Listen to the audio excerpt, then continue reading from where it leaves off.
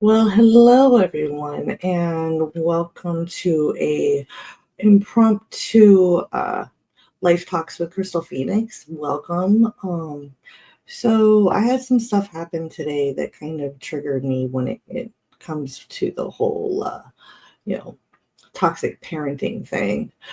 Um so I figure, with it being Domestic Abuse Awareness Month and everything, I would talk about, how it's okay to walk away from a toxic parent and not feel guilty about it and choose yourself.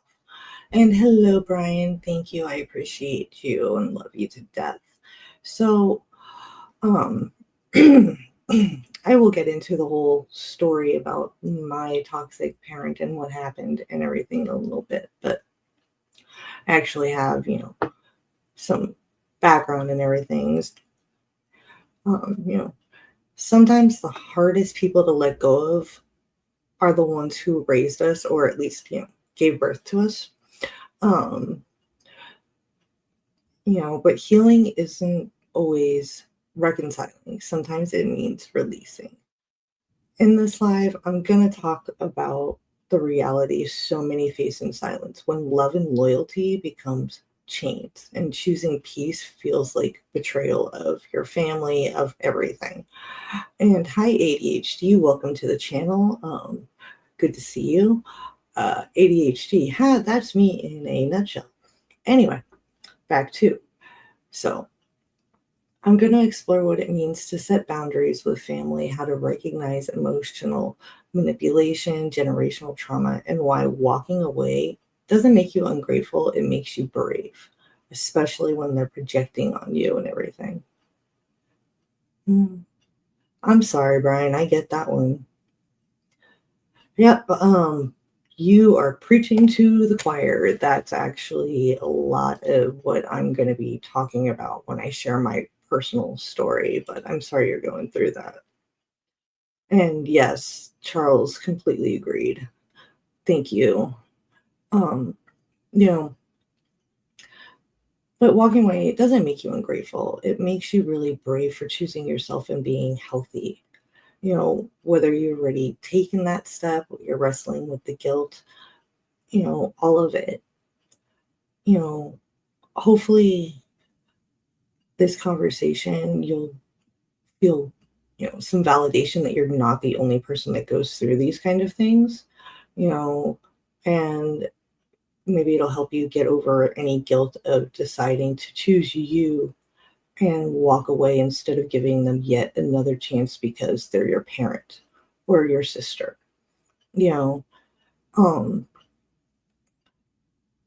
it is, you know, it is okay to love them from afar and say, enough's enough. I thank you for being, my family and, sharing DNA with me, giving birth to me, being part of my family tree. But that doesn't give you the right to put your toxic, feelings and everything else out on you. Hey, Sharon, love you, honey.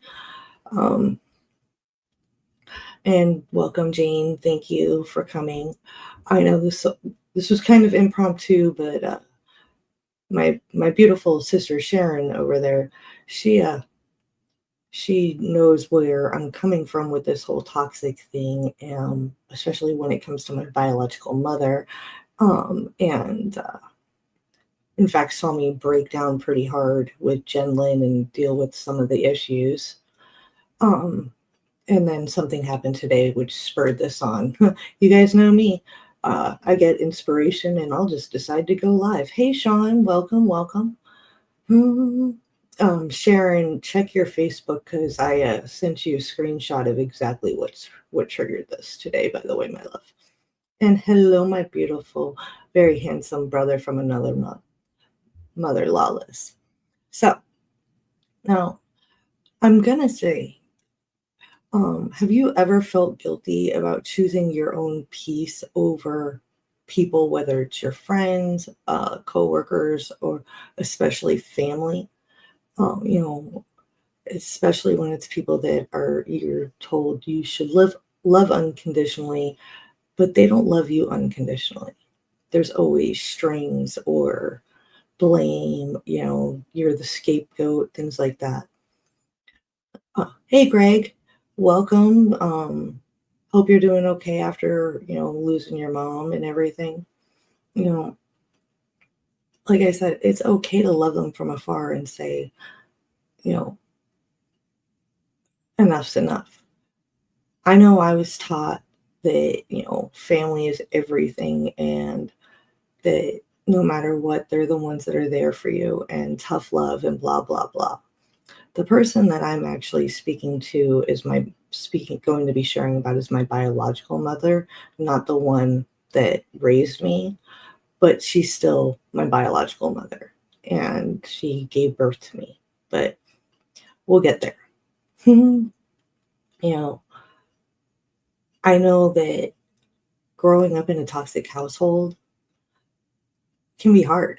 There's usually one scapegoat, especially if you have siblings. Oh, the parents you'll have a golden child and the scapegoat, where the one is never enough, you know, and it's not right and it's not fair.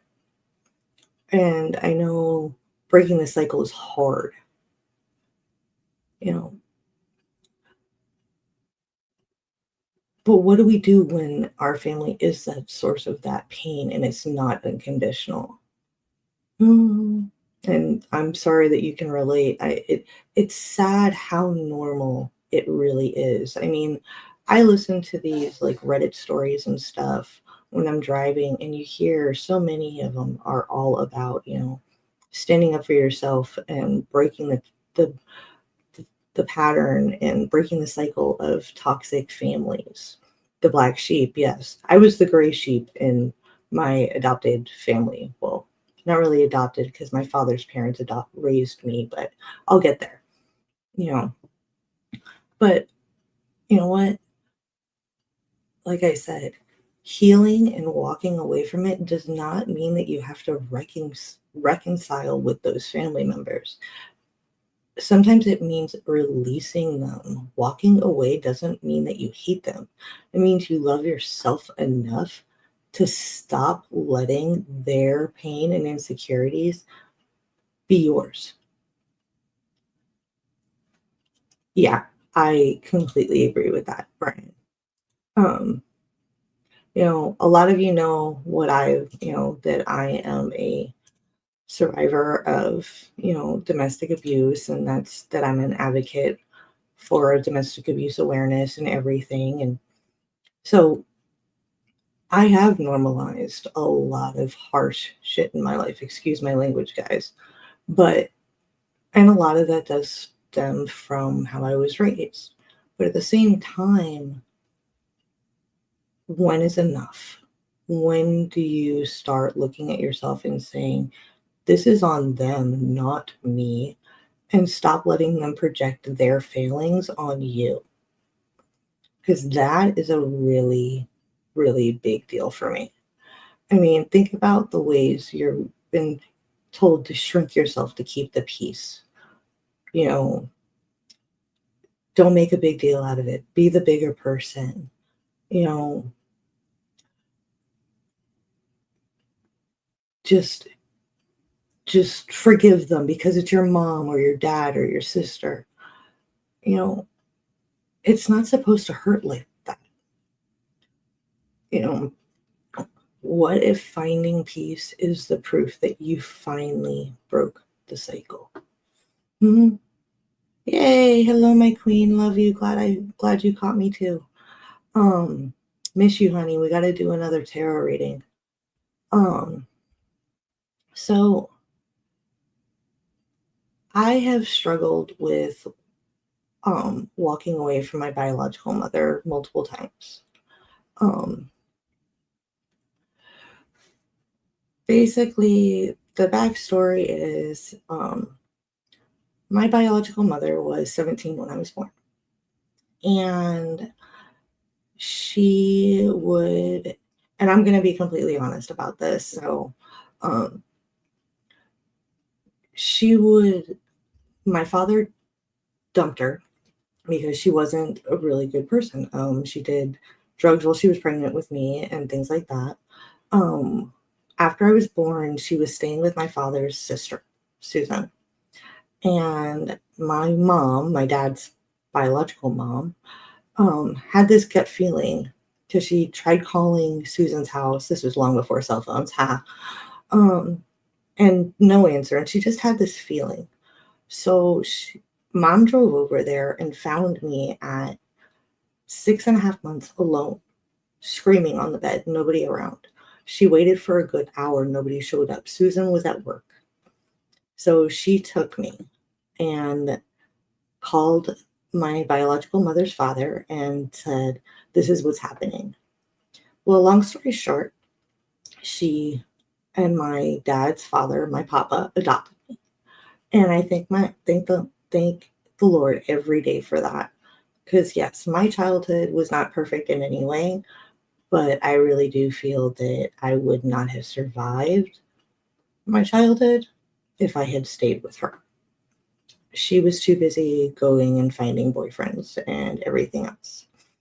Well, let's fast forward to, um, well, first I was 6 years old and apparently um, met her and don't have any memory of it. I've been told the story that I came home saying I went and met my other grandma and my other grandpa and Betty. Now, let me say this. I already had two moms. I had my dad's mom, who's legally adopted me and was raising me as her daughter. And then I had my dad's wife, Tracy, little mommy, the best mom in the world. So I didn't need her. So let's fast forward to I'm 16 on the streets. I found out later that she knew exactly where I was and did nothing to help me. Now I'm 18 and she reached out and I found out that I had siblings and things like that. And I was going through some stuff, as it was. So I decided to meet her and try and form a relationship. Well, needless to say, from that moment until I walked away multiple times, it has been nothing but toxic and turmoil. My entire relationship with her, she has, used me for money, um, and everything else. She blames me basically for everything that went wrong in her life, and projects all of basically, she says that everything that um, I've gone through with her, I'm going to go through with my own children and everything because of the custody issues that I have with my kids because of my domestic abuse. And she just keeps projecting. And today she somehow figured out a way to get around the blocks that I had. I had walked away and said no. And I'm going to read to you why I finally said no. She had messaged me last July and said, "Do you hate me?" My response: "No, I don't hate anyone, honestly. I just don't appreciate how you project how you feel onto me and discredit everything I've done and accomplished, both professionally and emotionally.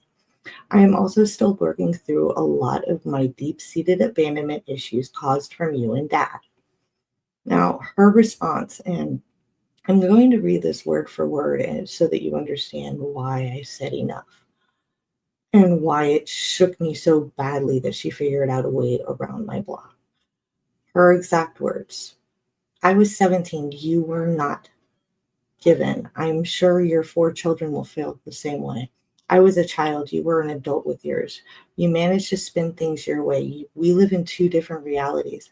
I would love to be a part of one of your podcasts. I did nothing wrong but be a runaway from the same abusive childhood as you and walked away from my family for you. When you take responsibility for your choices and quit judging me for being a child of domestic violence, you know what you preach is the reason for your life mistakes. That's okay if it is convenient for you." Uh, Practice what you preach. I love you very much, but I'm not the reason for your problem. They say they could raise you better. What a joke.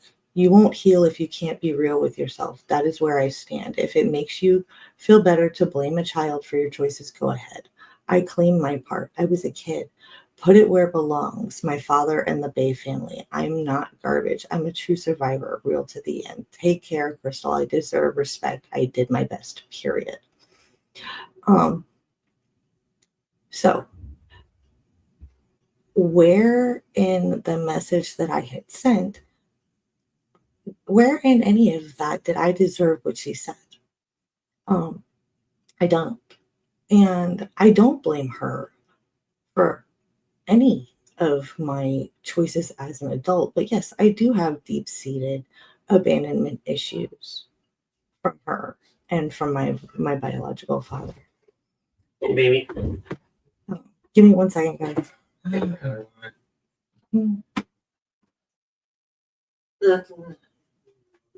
Sorry about that.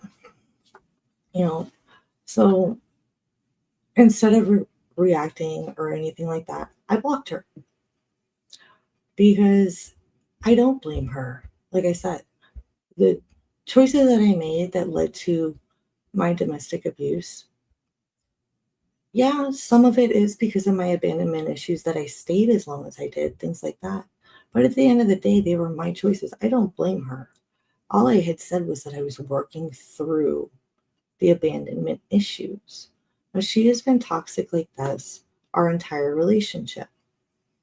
And then today, out of nowhere, she goes, um, she just sends me a message asking if I was okay. I was like, why wouldn't I be? I'm surprised you care. She said, always. I was like, okay, at work, can't talk. And then she goes, thought about your dad the other day, knew you were too. Okay, call sometime. And then the coup de grace. What you and I go through is what you and yours will go through. It really sucks. You will always be the one. My life changed forever, and I have no regrets. It's a crazy love. Where is her? She says she owns what she did, but yet she never has. She never has owned what she did with me or my other 5 siblings. She's never broken the cycle. She stayed in the victim zone. And every time I have tried to help her and heal that relationship, trying to reconcile, I have been hurt and burned. So, walking away from the toxic is the only thing that I can do. And I don't know how she got around the block, but I will say this, I have reblocked her out of, necessity, because having her toxic energy in my life hurts. She, yes, she is the woman that gave birth to me, but I didn't ask for her to give birth to me. I didn't ask to be here. I'm glad I am, but, and I love her for giving birth to me, but that's it. I am not her. I have come a lot further in my healing journey, my relationship with myself, my relationship with my true family, and my relationship with my children are completely different, but yet she keeps projecting them onto me. It's almost like she wants me to fail and be like her. Well, I'm not. And I will continue to break the silence and choose my peace and my family and my truth over her lies and judgment. And I'm not going to allow her prophecy to become a self-fulfilling one, I guess is the best way to say it. You know, if that makes me cold, then I'm sorry. But I'm not sorry. You know, I'm not trying to demonize her. I get that she was 17, but at the same time, she says she owns it. She doesn't. I own the mistakes that I made when it comes to my domestic abuse, when it comes to the choices that I've made in my life, you know, and I've learned and I'm growing and I'm constantly growing and trying to help others, and instead of living in the victim zone and blaming everybody else. Sure, it would be easy to blame her, my father, my abuser, you know, so many things and so many people in my life that instead of owning, you know, did I deserve to go through the abuse that I went through? No. But I made the choices that I made that led me there. You know, I own those. And that's it. It's hard, but you know what? Knowing your own worth and refusing to let her, in my case, let her paint me as me, as her. I am not, you know, okay, the whole mother's curse. I wish on you a child like yourself. Well, I am not her mother's curse. I am not just like her. Yes, there are some similarities in our lives, but at the end of the day, she chose the path of permanent victimhood, whereas I have chosen the path of growth and healing, and also, helping others to heal and grow from those situations and learn, and, you know, trying to heal not only myself, but also correct the wrongs that are in the world that led to what I went through, and it being okay, and the victim shaming and everything. So, like I said, this was kind of an impromptu thing that, I got triggered because of her. And thank you, Yvette. Um, and I wanted to share, healing is not linear. Walking away from toxic family, toxic relationships, it's hard. And you want to forgive, and you want to, especially if it's your family, you want to try and reconcile. But reconciliation is not always the right choice. They have the obligation to prove to you that they are really ready to do the work and accept your boundaries. If you guys were listening, I had set a boundary saying I can't talk. I'm at work. And she did not respect that boundary and kept messaging. I did block her, you know. And like I said, I love my siblings. I love her for giving birth to me, but that's it. I speak to two of my siblings out of five. I'm the eldest of six. Yeah, and that's very true. Healing isn't pretty. It's emotional. It's raw. It's, you know, there's good days and there's bad days. You know, Queen Manic has seen me on some of on one or two of my bad days. Sharon, my beautiful sister Sharon Byrne, has helped me through some of my really, hard days as well. Having a support system, setting boundaries, and setting boundaries within yourself, because you do want to forgive, because especially when it's your family, but you have to set those boundaries and say enough is enough. You don't have to take the abuse. Don't let them project onto you. Know your worth, that you are amazing. You're not them. I have to keep reminding myself I am not her. Just because a lot of our story is similar doesn't mean it's linear. I am not going down the same path as her. Walking away isn't rejection, it's redirection. You are allowed to love your parents and protect yourself. You're allowed to honor your own story without hating theirs. And one really big thing that I want to say, and because this is something that I'm still working through, you're allowed to grieve the family you hoped for but didn't get while building the peace you deserve for yourself. Um,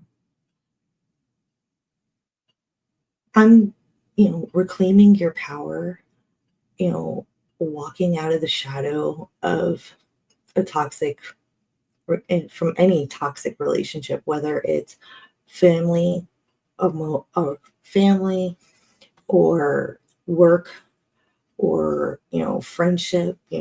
Mean Girls. I like to reference the Mean Girls. You guys know that. Well, with my one chapter, all that glitters isn't gold, where I even reference it. You know, learning to love yourself, especially when you grow up in a toxic environment, is really, really hard. And being safe within yourself, because before you can truly love anyone else, and I actually don't believe that statement, because I love my children, but it took me a very long time to love myself. Again, after everything that I've gone through. So you can love others without fully loving yourself, but to be truly happy, you need to learn to accept yourself, warts and all. Okay. Um, so I do want to give a couple of updates before I go. Um, I am putting together a podcast series. It's going to be about 12 or 13 episodes, and then I'm going to have some little bonus episodes as well of for domestic abuse awareness and education. Um, if you would like to join me on the podcast, it is going to be a recorded podcast. It is not going to be live. You guys all know how to get a hold of me, whether it's LinkedIn, Facebook, YouTube. You know how to get a hold of me if you'd like to join me. I will be posting a list of the podcast topics. And if you would like to join me for any of them, please send me a DM and we will set up a meeting on what that will look like. I love you all, and thank you so much for coming and listening. Brother Charlie, Yvette, Charles, Brian, my queen, everybody. I love you guys so much. You are amazing. And hello, my brother Chris. Thank you for coming in. It's going to be a really in-depth series. I'm breaking down each type of domestic abuse. I will have survivor stories for each form, including, debunking the whole, oh, men can't be victims of domestic abuse. I will have an episode centered directly around that. There will be an episode on family abuse, and each episode will have how to spot the red flags for that particular type, how to support each other, etc. So I love you all. Thank you for being here and for your supportive words. Big hugs, and I will speak to you all soon. Thank you so much, guys. Have a great night.